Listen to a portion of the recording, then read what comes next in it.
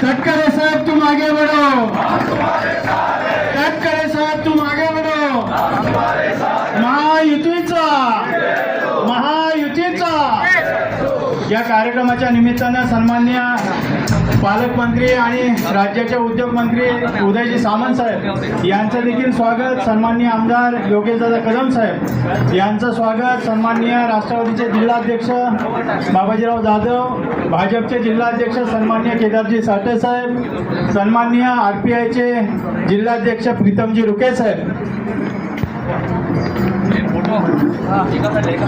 या सर्वांचं मनसेचे जिल्हाध्यक्ष या ठिकाणी असतील, त्यांनी देखील या व्यासपीठावर यावं असं त्यांना विनंती करतो।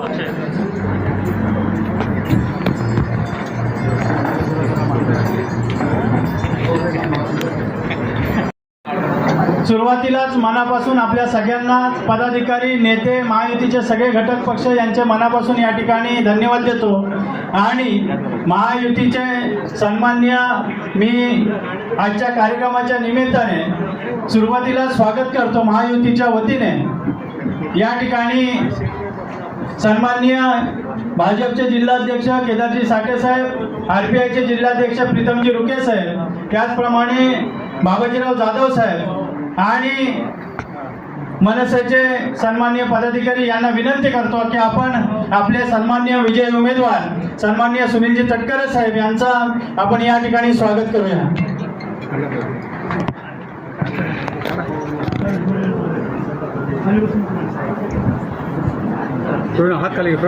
उद्योग मंत्री, आपल्या जिल्ह्याचे पालकमंत्री सन्माननीय उदय सामंत साहेब, आमदार योगेश कदम साहेब, व्यासपीठावरील सर्वच पक्षांचे सन्माननीय पदाधिकारी आणि आपण खूप मोठ्या संख्येने जमलेले कार्यकर्ता बंधू आणि भगिनींनो, खरं तर एक आगळी वेगळी निवडणूक आपण सर्वच जण लढलो। त्या निवडणुकी झाल्यानंतर आम्ही काही मंडळी बसलेले असताना साहेब एक गमतीत वाक्य असं म्हटलं की जी 3 माकडांची जी गोष्ट आहे, एकाने कानावर हात ठेवावेत, एकाने तोंडावर हात ठेवावेत आणि एकाने डोळे बंद करावेत। अशी एक आगळी वेगळी युतीमध्ये आपण ही लढलेली निवडणूक आहे। पण ह्याही सर्व नैया आपण सर्वांनी समर्थपणाने पेलून संपूर्ण महाराष्ट्रात विपरीत विकास लागत असताना पूर्ण कोकणाने ज्या पद्धतीने महायुतीच्या बाजूने हा कौल दिला, त्याबद्दल आपल्या सर्व कार्यकर्ता बंधू भगिनी मातांचे खरं तर महायुतीच्या वतीने आपले सर्वांचे आभार मानतो। आपल्याला माझ्या नशिबाने कर्मधर्म संयोगाने दिल्लीचा तो अत्यंत अविस्मरणीय असा प्रसंग बघण्याचा योग दिल्लीमध्ये आला। ज्यावेळेला अजितदादांबरोबर तटकरे साहेब आले होते त्यावेळेला तेही सगळं आपण सगळ्यांनी टीव्हीवरती बघितलं, पण याची डोळा या सगळ्याचा जिवंत साक्षीदार राहण्याचं भाग्य माझ्या नशिबामध्ये मिळालं।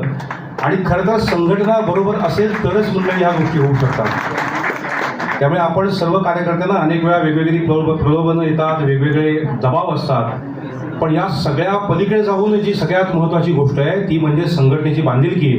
आणि आपण सर्वच जण इथे जमलेले या व्यासपीठातल्या लोकांनी ही बांधिलकी बाळगली आणि म्हणून हा कौतुक सोहळा अनुभवण्यासाठी आपण सर्वजण इथे आलोय। मंडळी, सर्वांनाच साहेबांना ऐकायचंय, मंत्रिमोदांना ऐकायचंय, पण एक गोष्ट नक्की आहे की साहेब ह्या प्रचाराच्या निमित्ताने ज्या अपेक्षा ह्या तमाम जनतेने मतदारांनी आपल्याकडनं व्यक्त केल्या, निश्चितपणे आपण एक राज्याचे सर्वात मोठे नेते आहात, त्या निश्चितपणे आपल्या मतदारसंघामध्ये आपण प्राणपणाने ज्या गोष्टी करता येईल त्या करणारच आहोत, पण आपली पण सर्वांची साथ तटकरे साहेबांबरोबर असणं अत्यंत आवश्यक आहे। कारण नेत्याने ठरवलं तरी सुद्धा अनेक गोष्टी आपण सुद्धा नेत्यांपर्यंत पॉझिटिव्हली पोहोचणं ह्या गोष्टी खूप आवश्यक आहे। त्यामुळे मी आपल्या सर्वांच्या वतीने भारतीय जनता पार्टीच्या वतीने आपल्या सर्वांच्या वतीने आणि भारतीय जनता पार्टीच्या वतीने तटकरे साहेबांचं खूप खूप अभिनंदन करतो, त्याला खूप शुभेच्छा देतो।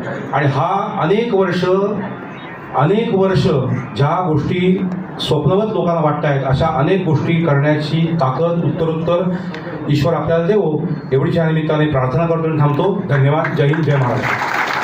उत्सव साजरा करत असताना आपल्या विधानसभा क्षेत्रातील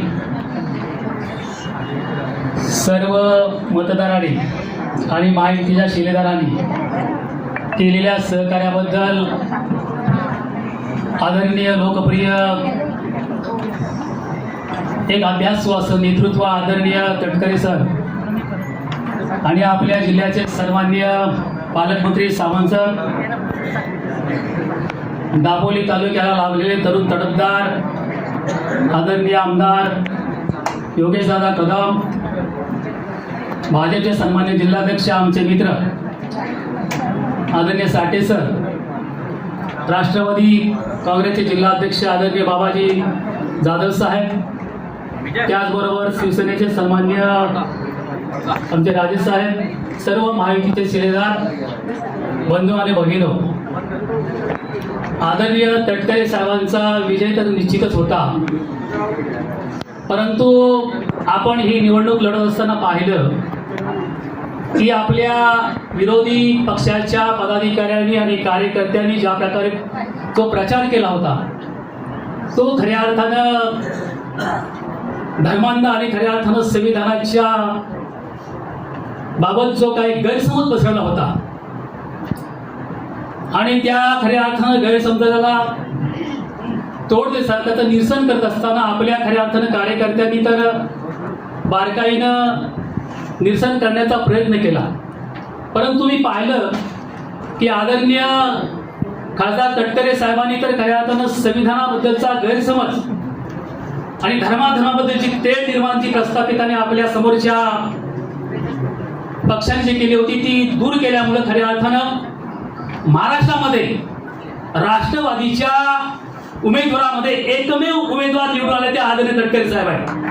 हा इतिहास आहे आणि म्हणून हा विजय तर आपल्यासाठी आनंदोत्सव आहे, परंतु या विधानसभा क्षेत्राचा जर विचार केला तर आपण थोडे मागे पुढे याचं देखील चिंतन करण्याची गरज आहे. ते आपण प्रामुख्याने खऱ्या अर्थानं मान्य केलं पाहिजे. तरी देखील ज्यांच्या स्वकर्तृत्वानं भरघोस मताने आदरणीय तटकरे साहेब निवडून आलेले आहेत आणि आपण ज्या मांडलेल्या व्यथा आहेत निवडणुकीच्या काळामध्ये, मतदारांच्या व्यथा ज्या आहेत, मतदारांचे प्रश्न आहेत, आम्हाला खात्री आहे की आदरणीय तटकरे साहेब त्या सोडवण्याचा 100% प्रयत्न करतील. सर्व महायुतीचे आम्ही पदाधिकारी त्यांच्या बरोबर असू. आम्ही तर रिपब्लिकन पार्टी ऑफ इंडियाचं पालक म्हणून आम्ही यांच्याकडे पाहतोय, कारण गुहागर आणि दापोली हे आमचं पालकत्व आदरणीय तटकरे साहेबांनी स्वीकारावं आणि आमच्या छोट्याशा पक्षाला, छोट्याशा कार्यकर्त्यांना आपण न्याय द्याल याची आम्हाला खात्री आहे.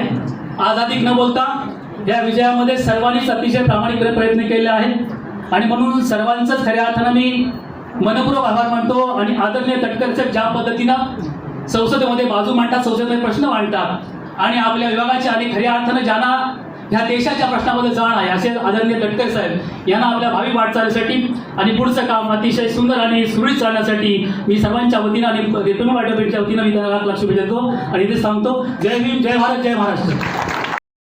जिल्हा सम्राट शिवसेना प्रमुख सन्माननीय बाळासाहेब ठाकरे यांच्या स्मृतीचं अभिवादन करतो. आज आपल्या सर्वांच्या मेहनतीने महायुतीचे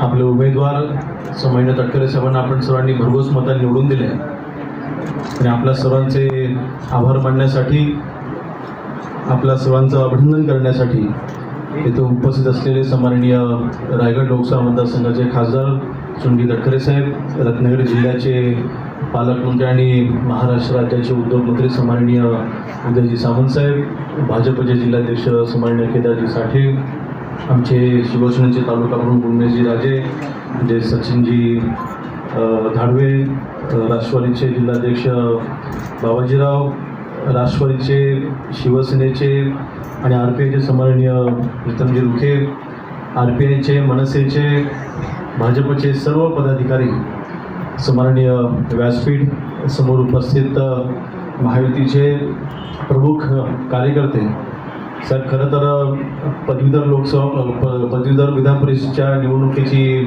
आचारसंहिता चालू आहे. आचारसंहिता असल्यामुळे आमच्या मनात जसं होतं तसं आम्हाला आपलं स्वागत करता आलं नाही. परंतु नक्कीच निवडणूक झाल्याच्या नंतर निवडणुकीच्या दरम्याने अनेक वेळेला उमेदवार मतदारसंघामध्ये येतात, परंतु निवडून आल्याच्या 15 दिवसाच्या आतमध्ये निवडून आलेले खासदार दापोली मतदारसंघामध्ये आपण आलेले आहात, म्हणून मी आपले खरोखर मनापासून स्वागत करतो. अनेक गोष्टी बोलण्यासारख्या आहेत, अधिक वेळ घेणार नाही, परंतु आपल्या सर्व महायुतीच्या सर्व घटक पक्षांनी मेहनत घेतली आणि ह्या मेहनतीचं फळ ह्या निवडणुकीमध्ये आपल्याला पाहायला मिळालं. नक्कीच दापोली मतदारसंघामध्ये अपेक्षित असं लीड आपल्याला मिळवून देता आलं नाही, परंतु आम्ही नक्कीच मागे देखील राहिलो. त्याला कारण अनेक आहेत, त्यावरती मी आज इथे भाष्य करणार नाही. परंतु नक्कीच विरोधामधली काही मंडळी आज जरा त्यांना त्यांची फोन आली असेल, अरे 8,500 लीड आहे, परंतु मी जास्त त्याच्यावरती काय बोलणार नाही. 3 महिन्यानंतर विधानसभेची निवडणूक आहे. योगेश कदम हा नक्कीच महायुतीचा उमेदवार असणार आहे अशी नक्कीच मला विश्वास आहे. त्यावेळेला काय बोलायचं त्यावेळेला मी बोलेन. परंतु आज कोकणामध्ये खास करून एक वेगळा संदेश महाराष्ट्रामधील जनतेने एक संदेश देत असताना कोकणामध्ये एक वेगळा संदेश कोकणी जनतेने दिलेला आहे. रत्नागिरी आणि सिंधुदुर्ग लोकसभा मतदारसंघामधून सम्माननीय राणेसाहेब निवडून आले. रायगड आणि रत्नागिरी ह्या लोकसभा मतदारसंघामधून तटकरे साहेब आपण निवडून आलेला आहात. महायुतीचे दोन्ही उमेदवार निवडून आले. कोकण म्हणजे आमचाच बालेकिल्ला आहे, कोकण म्हणजे उद्धव ठाकरेच आहे असे जे भासवलं जात होतं त्याला सडेतोड उत्तर कोकणातल्या जनतेने दिलेलं आहे. जनता ही विकासासोबतच आहे हे सिद्ध झालेलं आहे. आणि म्हणून मला वाटतं एक चांगली संधी कोकणाच्या जनतेने आपल्याला पुन्हा एकदा दिलेली आहे. ह्यावेळी आपण सत्तेमधील खासदार आहात, किंबहुना जसं मी प्रचाराच्या दरम्यान देखील सांगत होतो की संबंध जगामध्ये बलाढ्य नेता म्हणून त्यांची आता ओळख आहे ते सन्माननीय पंतप्रधान नरेंद्र मोदी साहेबांच्या नेतृत्वाखाली आज आपण खासदार म्हणून काम करणार आहात. नक्कीच भविष्यामध्ये आपल्याला मंत्री म्हणून देखील आपल्याला संधी मिळेल हा अजूनही आमचा ठाम विश्वास आहे. आणि जसं केदारजीने सांगितलं त्याला मी देखील दुजोरा देईन की आमच्या मतदारसंघामधील दापोली मतदारसंघामधील जनतेच्या आपल्याकडनं खासदार म्हणून ज्या अपेक्षा आहेत, खासदार किंवा केंद्र शासनाचे ज्या स्कीम्स असतात त्या नक्कीच आपण तळागाळापर्यंत आपण पोहोचवाल. त्यासाठी आम्ही देखील नेहमी आपल्यासोबत कार्यतत्पर असू. आणि आता मात्र आमदार म्हणून देखील आत्तापासूनच आता ही आचारसंहिता फक्त संपू द्यात, त्यानंतर नक्कीच केंद्र शासनाचा जास्तीत जास्त निधी आपल्या मार्फत आम्ही आमच्या मतदारसंघामध्ये आणणारच ही देखील आम्ही नक्कीच हा देखील विश्वास सर्व उपस्थित सर्व प्रमुख पदाधिकाऱ्यांनी दर्शवतो. अधिक वेळ घेत नाही, फक्त एवढंच म्हणेन की राष्ट्रवादीचे प्रदेशाध्यक्ष म्हणून आपण उत्तमरित्या काम करत असताना आज आपण उमेदवार होतात. आपल्याला महायुतीच्या सर्व घटक पक्षामध्ये सर्व कार्यकर्त्यांनी भरघोस मतांनी निवडून दिलेलं आहे. आता ज्या कोकण पदवीधर विधान परिषदेची निवडणूक चालू आहे तिथे भाजपचे उमेदवार सन्माननीय निरंजनजी डावखरे हे आपले महायुतीचे उमेदवार आहेत. त्यांचं देखील काम आपण सर्वांनी जोमाने करायचं आहे. आणि मला विश्वास आहे जशी समीकरणं बसलेली आहेत, निरंजन डावखरे साहेब देखील जवळपास निवडून आलेलेच आहेत. असं एक चांगलं वातावरण आपल्याला पाहायला मिळतंय. जे राष्ट्रवादी झाली, भाजप झाली, आता विधानसभेची निवडणूक लागते, त्याला नक्कीच महायुतीच्या मार्फत बघा. आता उमेदवारी काही मी जाहीर करणार नाही, तेवढा प्रोटेक्टपणा माझ्याकडनं होणार नाही, परंतु आज आमदार म्हणून काम करत असताना नक्कीच आपल्या सर्वांचे आशीर्वाद हे आम्हाला मिळतील हा माझा विश्वास आहे. परंतु एवढंच सांगेन की आज तटकरे साहेब आपण आलेला आहात. पुन्हा एवढंच सांगेन की गीते साहेब ज्या वेळेला खासदार झाले कधीही आभार मानायला कार्यकर्त्यांचे आभार मानायला आले नाहीत. आपण निवडून आल्याच्या नंतर कार्यकर्त्यांचे आभार मानायला आलात की त्यासाठी आपले खरोखर मनापासून मी आभार मानतो आणि पुन्हा एकदा अभिनंदन करतो. आणि महायुतीच्या सर्व घटक पक्षांचं, आमच्या शिवसेनेच्या देखील सर्व कार्यकर्त्यांचं मी आवर्जून अभिनंदन करतो की आपण सर्वांनी देखील मेहनत घेतली आणि तटकरे साहेबांना निवडून येण्याच्यामध्ये ठीक आहे आपल्याला सिंहाचा वाटा उचलता आला नाही, परंतु नक्कीच खालीचा वाटा आमचा दापोली मतदारसंघाचा आहे. आणि त्यासाठी सर्व कार्यकर्त्यांचं मी मनापासून अभिनंदन करतो आणि इथेच थांबतो. जय हिंद, जय महाराष्ट्र. धन्यवाद दादा. यानंतर सन्माननीय आदरणीय राज्याचे उद्योग मंत्री आणि या जिल्ह्याचे पालकमंत्री उदयजी सामंत साहेब यांना विनंती करतो की आपण जनतेला या ठिकाणी संबोधित करावं. आपल्या सर्वांचे लोकप्रिय खासदार आणि आजचे सत्कारमूर्ती आदरणीय सुनील तटकरे साहेब, आपल्या विभागाचे लोकप्रिय आमदार आदरणीय योगेशजी कदम, आदरणीय केदारजी साठे, बाबाजीराव जाधव, व्यासपीठावरील RPIचे आमचे सहकारी व्यासपीठावरील सर्व सन्माननीय मान्यवर आणि मोठ्या संख्येनं उपस्थित बंधू आणि भगिनी, आपल्या सगळ्यांच्या वतीनं जिल्ह्याचा पालकमंत्री म्हणून तटकरे साहेबांचं मी मनापासून अभिनंदन करतो.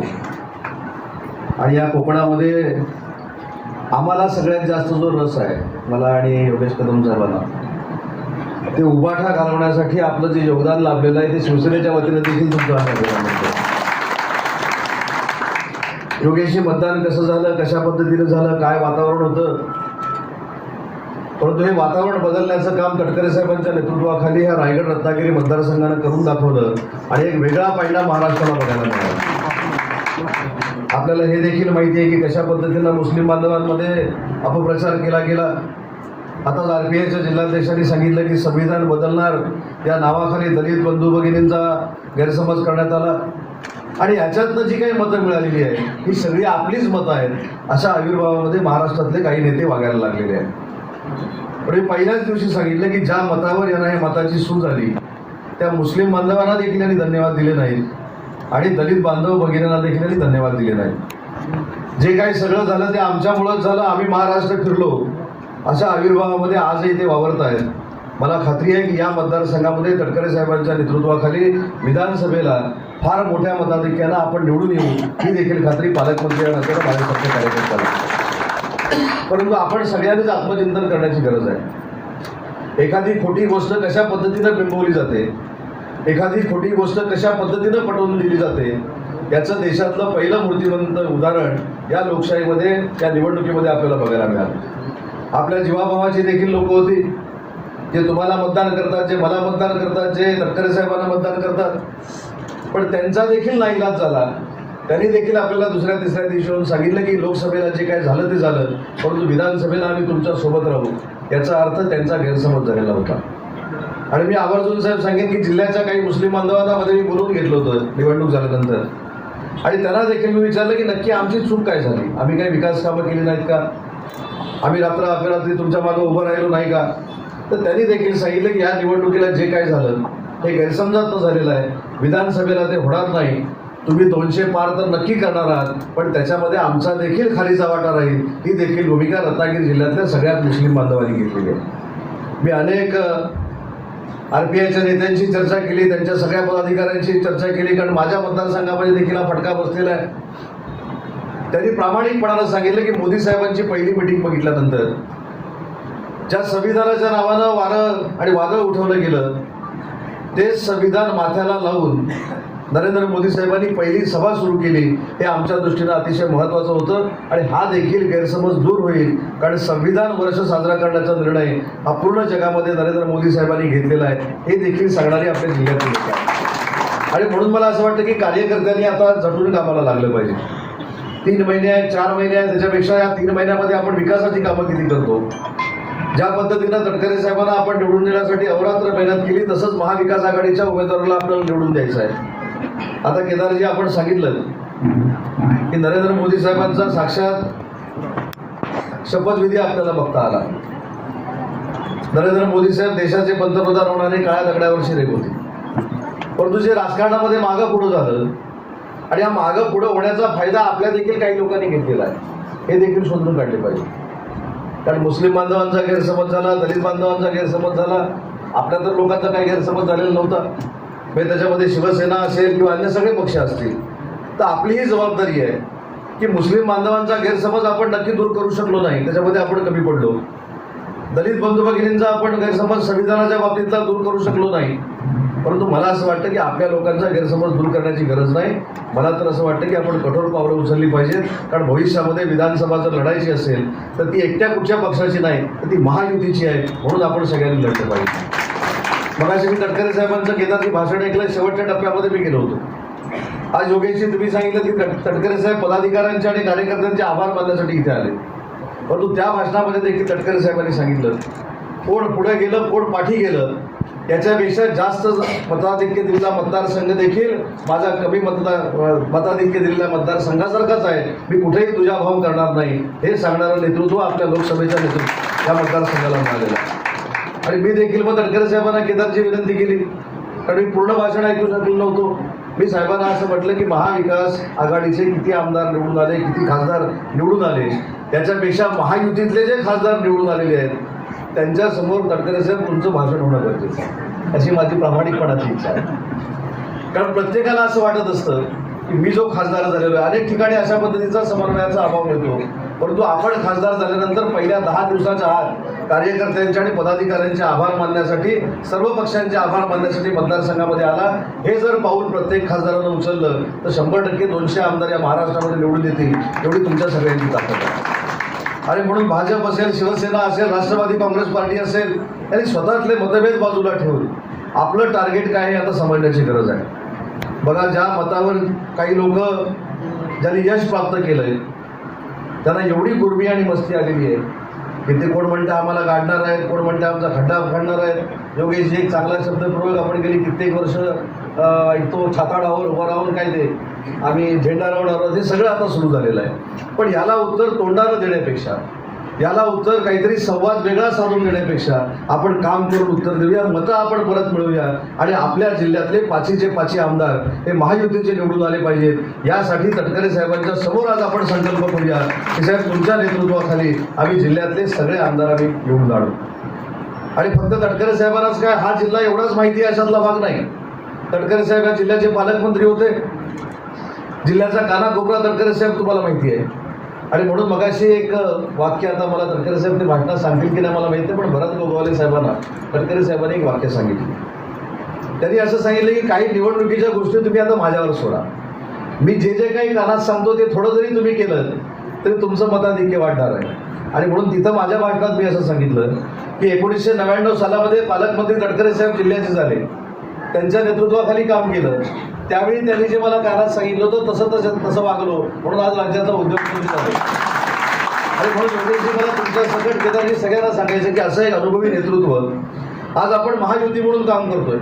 साहेब जरी राष्ट्रवादी काँग्रेस पार्टीचे प्रदेशाध्यक्ष असले तरी एक कौटुंबिक नातं म्हणून ते आपल्याशी वागतात. आणि म्हणून त्यांच्या सल्ल्यानं पुढे जाऊन आपल्या जागा जिंकायला काय अडचण आहे असं मला वाटत नाही. फक्त आपल्यातली मानसिकता ही आपण ठरवणं गरजेचं आहे. आज आपण साहेबांचा सत्कार करतोय, साहेबांचा सत्कार करताना आपण सगळ्यांनी म्हणून शब्द दिला पाहिजे. आज ठीक आहे, गुहागरला काय झालं, दापोली मतदारसंघामध्ये काय झालं, रत्नागिरी मतदारसंघामध्ये काय झालं, कुठचे बॅनर कुठे लागले ते बघण्याची काही कोणालाच आवश्यकता नाही. माझं म्हणणं आहे की महायुतीचा उमेदवार जर आपल्याला निवडून आणायचा असेल तर प्रत्येकानं प्रामाणिक काम करण्याची गरज आहे. आणि जो उमेदवार जाहीर होईल, आज मला तर असं धोरण वाटतं की ज्या ठिकाणी विद्यमान आमदार आहेत तिथले काही मतदारसंघ चेंज होतील असे तटकरे साहेब मला वाटत नाही. आपण देखील प्रदेशाध्यक्ष आहात, म्हणजे माझ्या मतदारसंघाला देखील काही धोका नाही असं साहेबांच्या समोर मी साहेबांकडनं बदलून घेतलं. कारण मी पार्लमेंटरी बोर्डात नसणार आहे, मी त्या समन्वय समितीमध्ये नसणार आहे किंवा तिकीट वाटपामध्ये नसणार आहे. पण आमच्या रत्नागिरीचं नेतृत्व म्हणून खासदार साहेब माझी उमेदवारी टिकवतील याची मला पूर्ण खात्री आहे. तशी योगेशजी तुमची पण टिकवतील, तुम्ही काही काळजी करू नका. पण विरोधाचा भाग जरी सोडला तरी मला असं वाटतं की आपल्या हेवेदाव्यामुळे समोरच्याला फायदा होतो, आपल्या गटबाजीमुळे समोरच्याला फायदा होतोय. आज जर आपण निर्णय घेतला की एकनाथ शिंदे साहेब असतील, अजितदादा असतील, देवेंद्रजी असतील, यांच्या नेतृत्वाखाली आपल्याला आता भविष्यामध्ये ग्रामपंचायतीपासून खासदारकीपर्यंत लढायचं आहे, तर आपल्यातले हेवेदावे बाजूला ठेवले पाहिजे, पाठी पुढं केलं पाहिजे. प्रत्येकानं 4 पावलं पाठी पुढे केलं पाहिजे, तरच महायुतीला फार मोठा विजय या संपूर्ण परिसरामध्ये मिळू शकतो. आज व्यासपीठावर सगळ्याच पक्षाचे कार्यकर्ते आहेत म्हणून आवर्जून सांगतो, ज्याचा मगाशी मी उल्लेख केला. आता पत्रकार बांधव देखील असतील त्यांनी देखील राग मानू नये.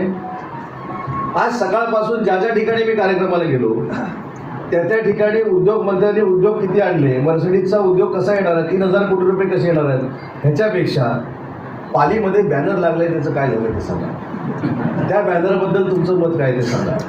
तर जाहीरपणानं माझं मत सांगतो की त्या बॅनरवर माननीय नारायणराव राणे साहेबांचा फोटो आहे.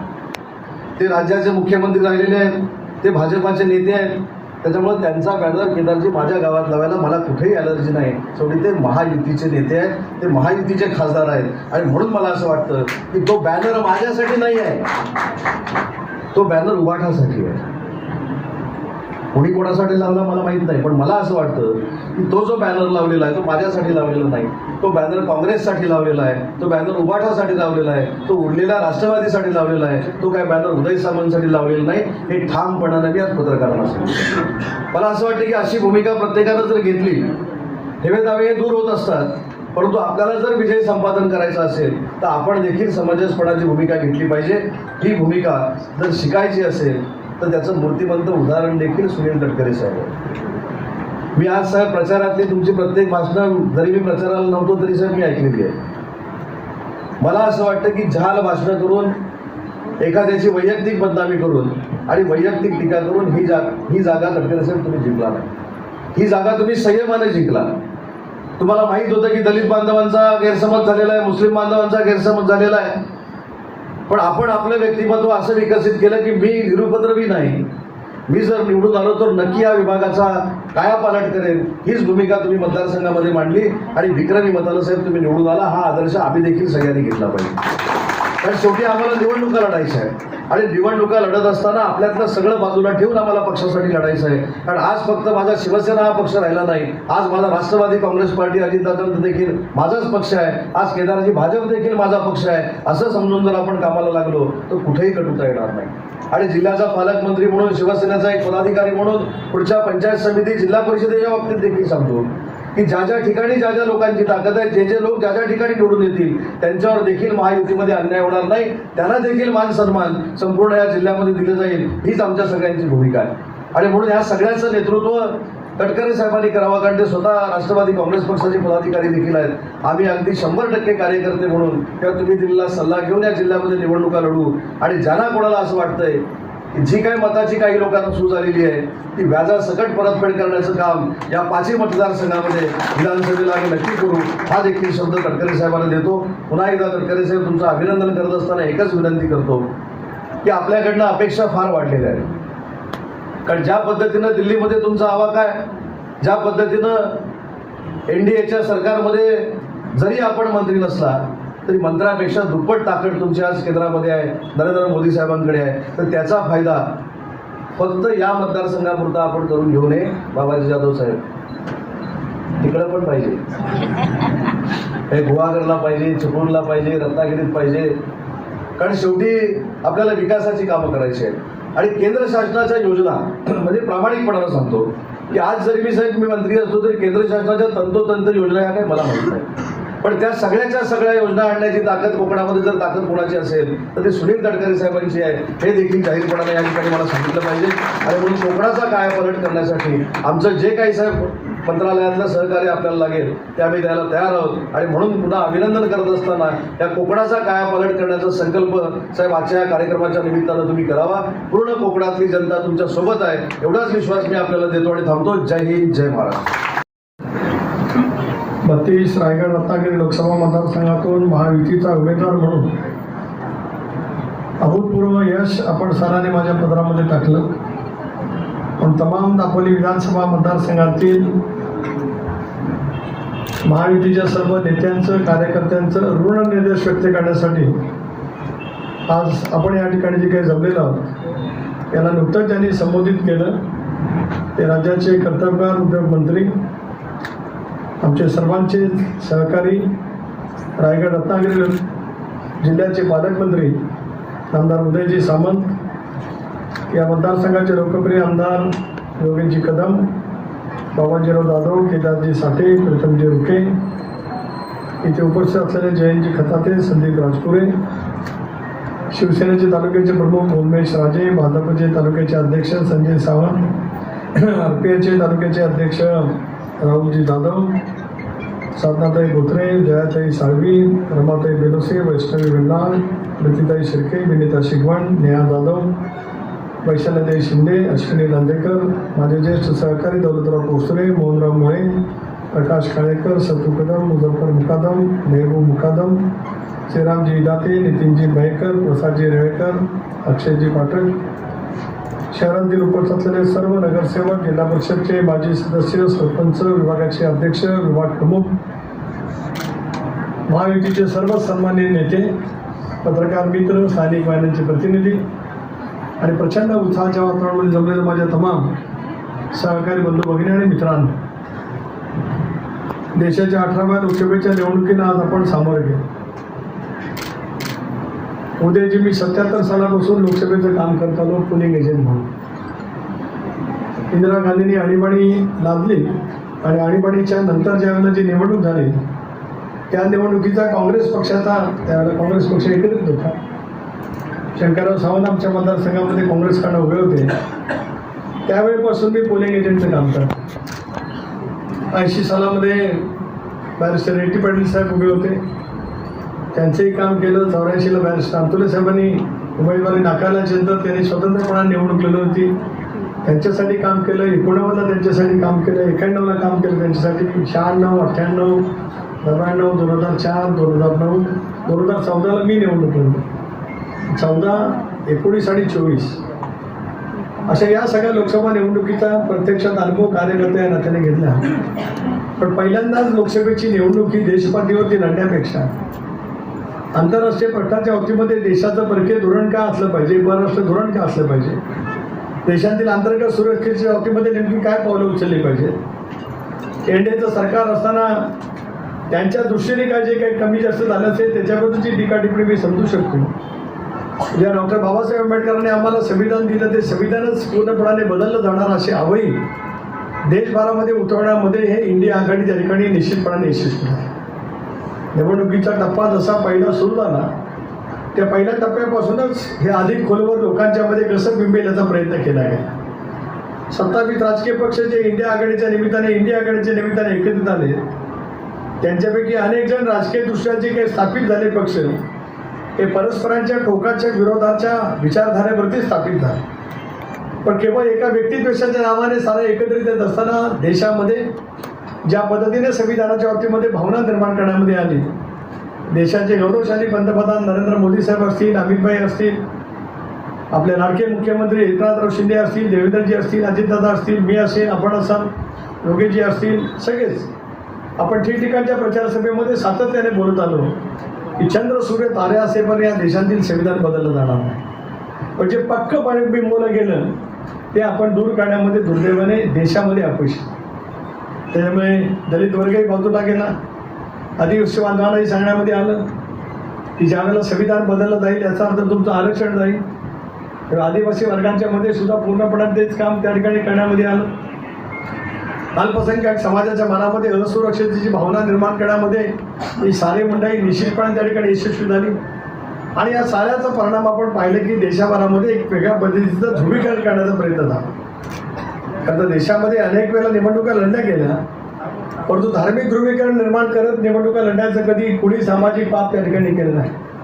पण यावेळेला मात्र प्रकाशाने त्याच गोष्टीवरती भर ठेवण्याचा दुर्दैवाने प्रयत्न झाला आणि त्याच्यामुळे जे काही निर्माण झालेलं वातावरण आहे ते तुम्हाला आणि आम्हाला सर्वांना त्या ठिकाणी अनुभवायला मिळालं. अगदी संविधानाच्या संदर्भामध्ये सुद्धा आपण बोलत आलो. अल्पसंख्याक समाजाचं तुमचं आमचं सर्वांचं अतूट असं जीवाभावाचं नातं त्या ठिकाणी राहिलं. त्यांच्या मनामधले गैरसमज दूर करण्यामध्ये आपल्याला पूर्णपणे त्या ठिकाणी अपयश आलं आणि त्याच्या माध्यमातून जे जे काही घडलं ते तुम्ही आम्ही पाहतो आहोत. पण एवढे सगळे घटक विरोधामध्ये गेलेले असताना सुद्धा माझ्या रायगड रत्नागिरी लोकसभा मतदारसंघातील महायुतीचे कार्यकर्ते नेते एकत्रित राहिले. याचं फलित म्हणजे 82,000च्या मताधिकारी. पण अनेक वेळा अनेक निवडणुका वेगवेगळी उद्याची समीकरणे घेऊन येत असतात. एका निवडणुकीचं समीकरण पुढे राहत नाही. महाराष्ट्रामध्ये सुद्धा हे सगळं बिंबवण्यामध्ये यश आलंच. पण महाराष्ट्रामध्ये असं वातावरण तयार करण्यात आलं की सहानुभूती आहे. जे काय महाराष्ट्रामध्ये मधल्या कालावधीमध्ये राजकारण घडलं त्याच्यामुळे एक सहानुभूती उद्धवजींना त्या ठिकाणी, आदरणीय पवार साहेबांना त्या ठिकाणी समजा असेल, मी कबूल करतो, तर ती आता एका निवडणुकीत होऊन गेली. नेहमी तसं होत नसतं. आता तुमचं ते आमचं आगामी येणाऱ्या निवडणुका हे आपलं निवडणूक त्या ठिकाणी आहे. जे काय वाफ निघायची होती, कारण दीर्घकाळ स्थानिक स्वराज्य संस्थांच्या निवडणुका सुद्धा झाल्या नव्हत्या. अशा अनेक कंगोरे आहेत. कुणी कधी त्याचं श्रेय घेण्याचा प्रयत्न करत असेल तर कुणी ते श्रेय घेण्याचा प्रयत्न करू नये. एका वेगळ्या मुद्द्यावरती समज राज्यभरात देशभरामध्ये त्या ठिकाणी निवडणूक झाली आणि आपल्या महाराष्ट्रामध्ये सुद्धा दुर्दैवाने अनेक वेळेला वेगवेगळ्या घटकांच्या मध्ये वातावरण कसं निर्माण करता येईल याचा सुद्धा सर्वंकषपेचा प्रयत्न त्या ठिकाणी झाला. आपल्या मतदारसंघापुरतं सीमित बोलायचं झालं की ज्या वेळेला माझी अधिकृत उमेदवारी अजितदादांनी घोषित केली त्याच्या दुसऱ्या दिवशी राज्याचे मुख्यमंत्री एकनाथराव शिंदे साहेबांच्याकडे पालकमंत्री महोदय आपणही होता, योगेशजी जरी आले नव्हते तरी रामदासभाई आणि योगेशजींची जो आपली चर्चा झाली होती. बरेचसे गोगावले होते, महेंद्र दळवी होते, महेंद्र थुरे होते, तुमचे जिल्ह्याचे सगळे जिल्हा प्रमुख सुद्धा उपस्थित होते. आणि 15-20 मिनिटात बैठक संपली. ती बैठक अशी निर्णय घेऊन संपली की शिवसेनेची पूर्णपणाची ताकद सुनील तटकरेंच्या पाठीमागे उभी राहील असा निर्णय घेऊन ती बैठक संपली. दुसऱ्या दिवशी देवेंद्रजीच्या नेतृत्वाखाली, बावनकुळे साहेबांच्या नेतृत्वाखाली, रवींद्र चव्हाण साहेबांच्या नेतृत्वाखाली भारतीय जनता पक्षाची सुद्धा बैठक त्या ठिकाणी झाली. ज्येष्ठ आमदार अभिषेक पाटील असतील, जयश्रीदादा असतील, डॉक्टर विनय नातू असतील, केदार साठे असतील, सतीश धारप असतील, सगळे प्रमुख कार्यकर्ते त्या ठिकाणी बसले, प्रवीणजी दरेकर असतील. आणि त्याही बैठकीमध्ये आम्ही पूर्णपणाची चर्चा त्या ठिकाणी केली. आणि त्या बैठकीचं शेवटचा भाग म्हणजे भारतीय जनता पक्ष सुद्धा पूर्ण ताकदीने महायुतीचे उमेदवार म्हणून सुनील तटकरेंचं काम करतील अशा वेळेचा निर्णय घेऊन आपण त्या ठिकाणी कामात अर्ज भरण्याच्या दिवसापासून ते मतदान होईपर्यंत आपल्यात कुठलाही गैरसमज त्या ठिकाणी राहिला. देवेंद्रजी फडणवीस यांची पेणला सभा झाली, ज्याला आपणही त्या ठिकाणी आला. त्यांच्या एका सभेने पूर्णपणाचं वातावरण त्या ठिकाणी बदललं आहे. देवेंद्रजींचे सुद्धा मी मनापासून त्या ठिकाणी त्यानिमित्ताने आभार मानतो आहे. एक एजन्सीपणा कार्यकर्त्यांच्या मध्ये महायुतीमध्ये कशामध्ये करावा.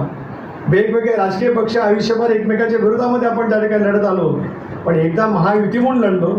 देशामध्ये नरेंद्र मोदी साहेबांना पुन्हा एकदा पंतप्रधान करायचं आहे हे उद्दिष्ट नजरेसमोर ठेवून ज्यावेळेला लढलो, त्याला कुठलाही गैरसमज आपल्यामध्ये न राहता पूर्ण क्षमतेने आपण त्या निवडणुकीच्या सामोरं गेलो. पण तरीसुद्धा मतदान होईपर्यंत, मतदान झाल्यापासून मतमोजणी होईपर्यंत कोणी म्हणत नव्हतं की आपण यशस्वी होणार.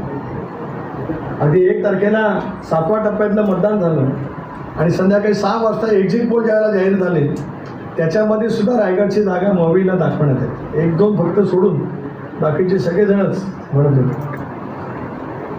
महाविकास आघाडीचे तर सर्व नेते म्हणत होते की किमान 1.5 ते 2 लाखाचा फरक आहे, त्याच्या आत नाहीच फरक. 3-4 कारणं सांगितली गेली. मी कुणाही समाजावरती या ठिकाणी निमित्ताने बोलत नाही, पण स्पष्टपणाने सांगितलं झालं की कुणबी समाज, अल्पसंख्याक समाज, दलित समाज, आदिवासी बांधव आणि आमच्या अखिल भारतीय शेतकरी कामगार पक्षाचे अखिल भारतीय अध्यक्ष जयंत पाटील ते म्हणतील तेच उमेदवार निवडतो अशी आयुष्यभराची समज करून घेतली गेली. त्यांची ताकद पाठीमागे. त्याच्यामुळे अलिबाग सहित शिवाधर मतदारसंघासहित सगळ्याच मतदारसंघामध्ये आपण पिछाडवरती राहणार आहोत असंही सांगण्यात आलं. तुम्हाला खरं सांगतो उदयजी, 4 तारखेला मतमोजणीला ज्यावेळेला गेलो, सकाळी मी 6 वाजता घरातून निघतो, त्याला मुंबईच्या काही पत्रकार मित्रांनी फोन केला, कुठं चालला? मी म्हटलं मतमोजणी चाललं आहे. तेव्हा कशासाठी जाता? मतमोजणी चाललं आहे, निवडून येणार. ते म्हणाल काय तुम्ही आता हसत जाता, पण तुम्हाला मान खाली घातच परत यावं लागणार. असा सल्ला देणारे सुद्धा काही जण निघाले. तरी पण मतमोजणी बोर्डामध्ये गेलो आणि पहिल्या फेरीपासून जे यश महायुतीच्या कार्यकर्त्यांनी मिळवून दिलं, ठीक आहे. काही मतदारसंघामध्ये आपण त्याच पद्धतीने विश्वास संपादन करण्यामध्ये कमी पडलो असेल. पेणमध्ये विक्रमी आघाडी मिळाली, अलिबाग विधानसभामध्ये विक्रमी आघाडी मिळाली, शिवाधर विधानसभामध्ये विक्रमी आघाडी मिळाली, बराचशेच्या मतदारसंघामध्ये निसर्गी आघाडी मिळाली. तर आपला दापोलीचा मतदारसंघ असेल, गुहागरचा मतदारसंघ असेल, आपण कदाचित काही कारणाच्यामुळे कमी पडलो असेल.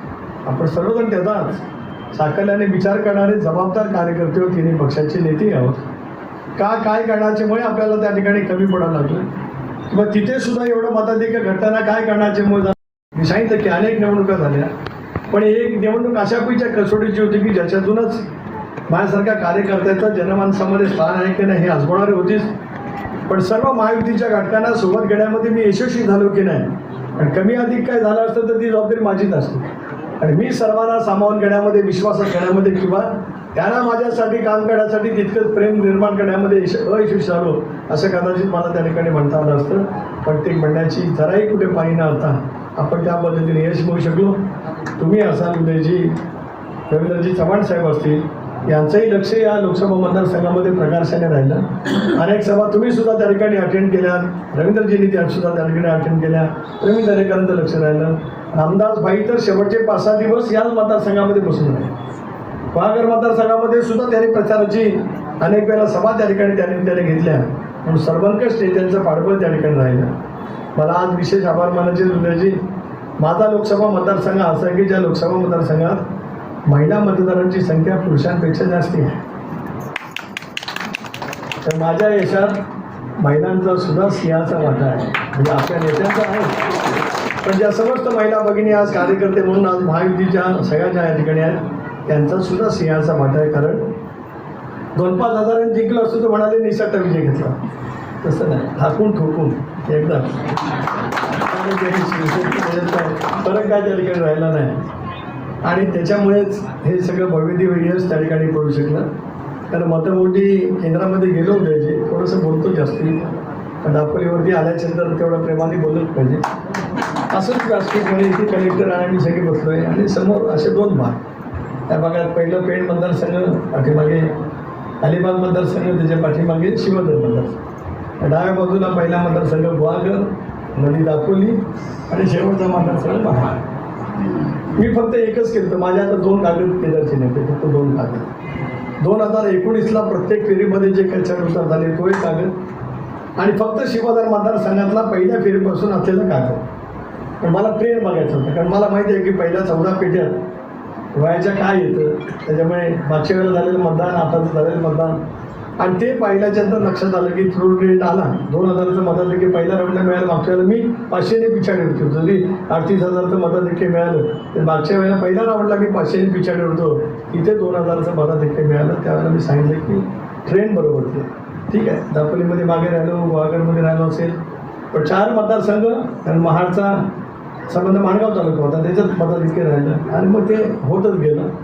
आणि इकडं लक्ष असायचं पण इकडे असायचं, यांना सारखं विचारत होतं बाबू काय काय पुढे काय, सगळ्यांना सारखं विचारत असतं अगदी महाडपर्यंत. आदनामधना मला हात करायचे, पण बाकीच्या वेळेला नजरेवर नजर होता. ठीक आहे, पण तुम्ही काही काळजी करू नका, जेवढं झुकतमाप त्या 4 विधानसभा मतदारसंघात राहील त्याच्यापेक्षा काकणवर सरस दाखवली आहे. पुन्हा एकदा जाऊ जनते पुढे काय चुकलं असेल, काय उडीवा राहिले असतील, प्रचारामधले काय राहिले असतील, विश्वासात घेण्याच्या संदर्भामध्ये राहिले असतील, काही घटक आपल्यापासून नेमके का दूर गेले त्याची कारण मीमांसा करू. कोणी सामाजिक काहीतरी त्या ठिकाणी करण्याचा प्रयत्न केला असेल, पण अनेकांना असं वाटतं की जे मिळाले मताधिक्य ते त्यांच्यामुळे, त्यांना ते हवे ते योग्य जे राहू द्या, त्यात राहू द्या. अजून आणखी 25 मिळालं असेल असं समजून त्यांना राहू द्या. त्यांना जागेवरती आणण्याचं काम आपण सामुदायिकरित्या 100% करू, त्याच्या जागा मानामध्ये विश्वास करतो. कारण हे जे काय मतांचे आकडेवारी आहे, कारण आम्ही पण राजकारणामध्ये 40 वर्ष काम केलं असल्यामुळे कशामुळे कुठे कुठे काय काय परिस्थिती घडलं आहे त्याचं पूर्णपणाचं विश्लेषण करणारे म्हणजे जे आपण सर्वच राजकीय क्षेत्रामध्ये काम करणारे कार्यकर्ते, तिन्ही पक्षसुद्धा त्याच पद्धतीने आपण सतर्क आहोत आणि त्याच्यामुळे या सगळ्या आगामी येणाऱ्या आव्हानाला सामोरं जाण्यासाठी ताकदीने एकवटून आपल्याला त्या ठिकाणी कामाला लागेल.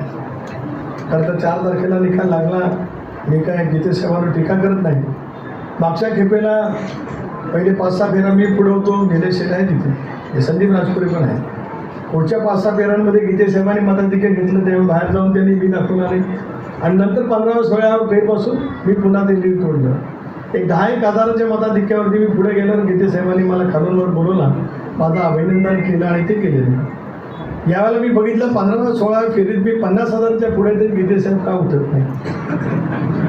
आदराने बोलतो त्यांच्याबद्दल, तर बिलकुल काय आधारदाराने एकही वाक्य नाही माझं. तर लक्षामध्ये आलं की महाराष्ट्रामध्ये काही लोकसभा मतदारसंघात 50-50, 55,000च्या आघाडी असलेले मतदारसंघसुद्धा शेवटच्या काही टप्प्यामध्ये पिछाडीवरती गेले. अगदी कुठले घ्या, मुंबईतले घ्या किंवा अनेक ठिकाणचे घेत आहेत, ते पिछाडीवरती गेले.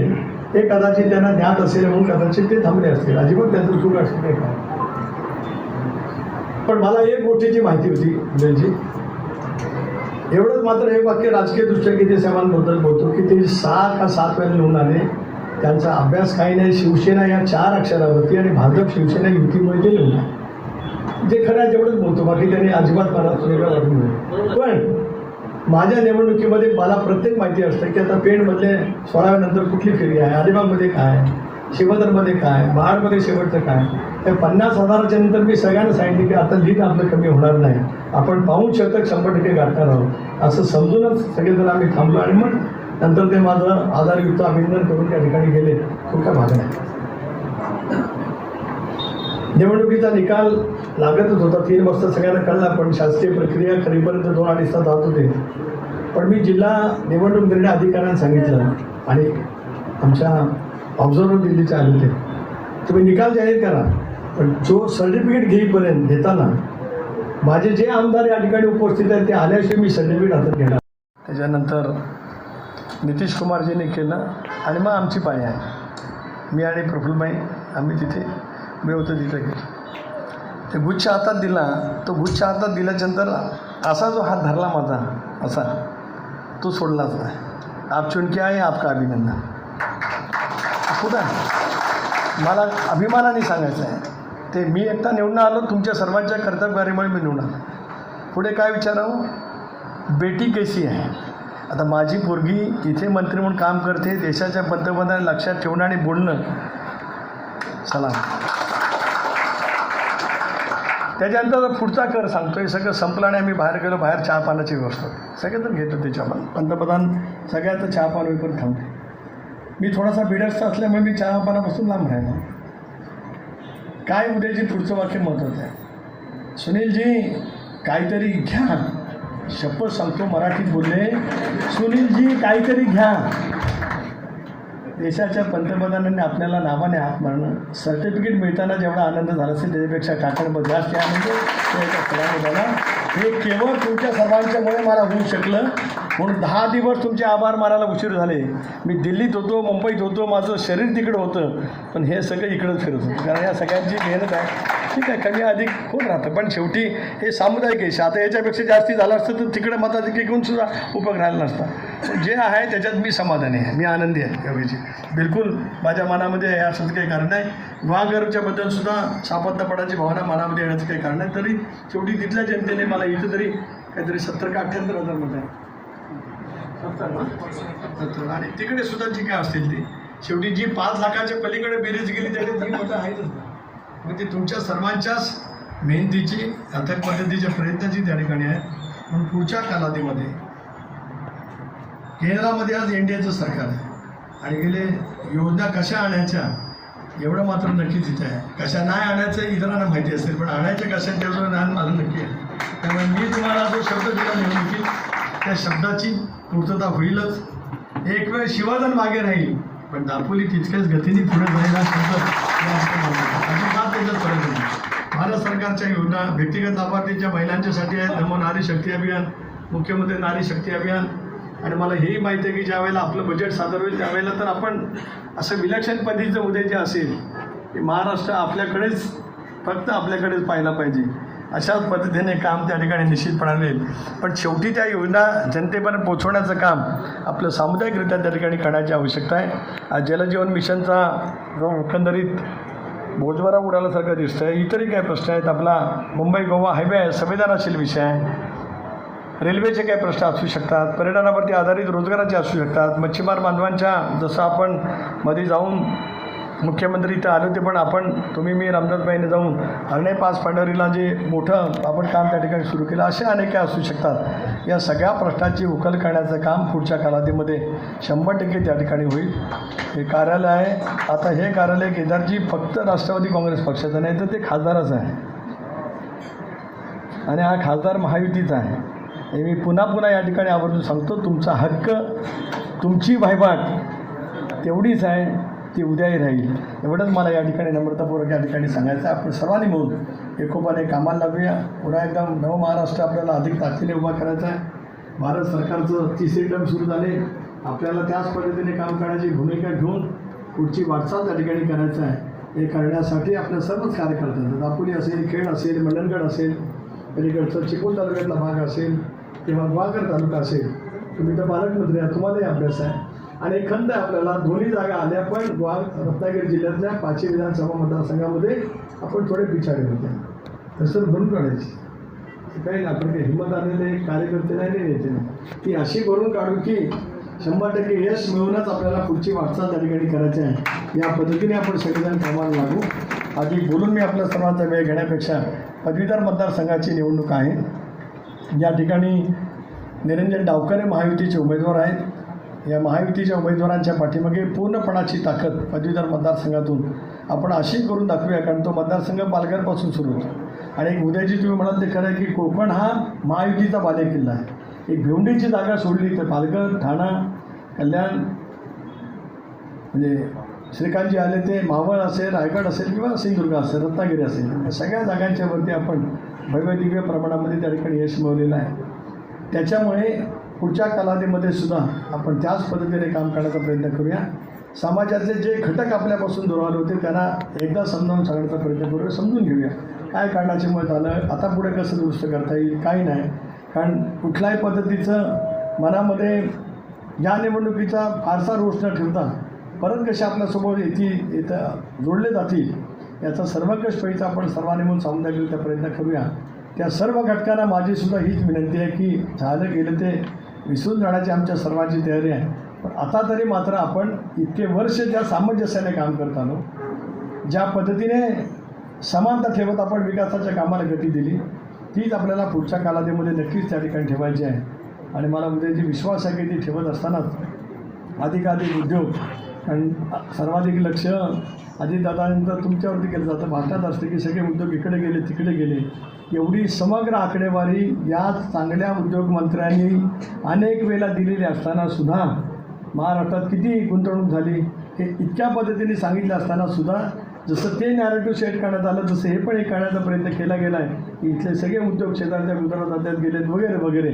आणि मला विश्वास आहे की एका चांगल्या कर्तबगार उद्योगमंत्र्यांच्या माध्यमातून महाराष्ट्रातली औद्योगिक गुंतवणूक वाढेल. पण ती वाढताना माझ्या मतदारसंघावरती पण लक्ष तुम्हाला ठेवावं लागेल एवढं मात्र नक्की सांगतो. सगळं रत्नागिरी नेऊन देणार नाही. हे रत्नागिरी लोकसभा मतदारसंघ बोलते मी. त्यामुळे इथंही आहे दापोली खेड सगळीकडेच आपल्याला मंडणगडला सुद्धा असेल किंवा सगळे असतील या ठिकाणी तुम्हाला लक्ष द्यावंच लागेल एवढी आग्रहाची विनंती. आपण सारेजण या ठिकाणी आलात आणि जो आनंद या ठिकाणी आपण द्विगुणित करण्याचा प्रयत्न केला आपले सतीश ऋण या ठिकाणी व्यक्त करतो. आणि पुढच्या कालावधीमध्ये सुद्धा याच पद्धतीने काम करण्यासाठी आपल्या सर्वांचं सहकार्य या ठिकाणी मिळेल. अजय माझा मेवणा म्हणून आहे पण तू काम करतोस कार्यकर्ता म्हणून तुझा सर्वांशी संवाद राहिला. आता असं होतं की तू बोलतोस म्हणजे मी बोलतो असं होऊ शकतं अनेक वेळेला. त्यामुळे अधिक जबाबदारी तुझ्यावरती पण आहे आणि असं काय होऊ नये. त्यामुळे सगळ्या जबाबदारीने आपण सगळेजण त्या ठिकाणी काम करूया एवढंच या ठिकाणी सांगतो. आपल्या सर्वांचे अंतःकरणापूर्वक आभार. जय हिंद, जय महाराष्ट्र.